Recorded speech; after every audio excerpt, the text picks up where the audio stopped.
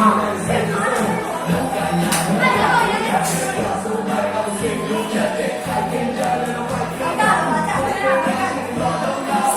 ူများကရိုက်နေပါစီပါမဟဲ့စလိုက်ရဲ့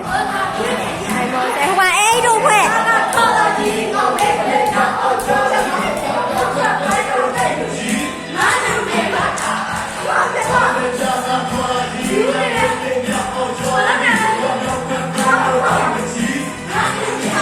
ကြောကြရလားက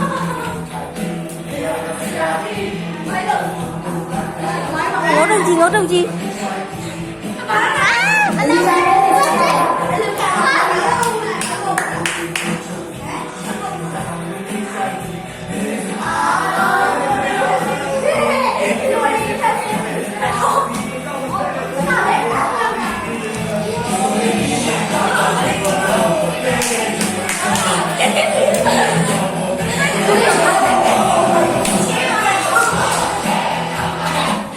ဒီနေ့မှာတော့ဒီကောင်ကထိတ်ကနန်းဖြစ်စရာ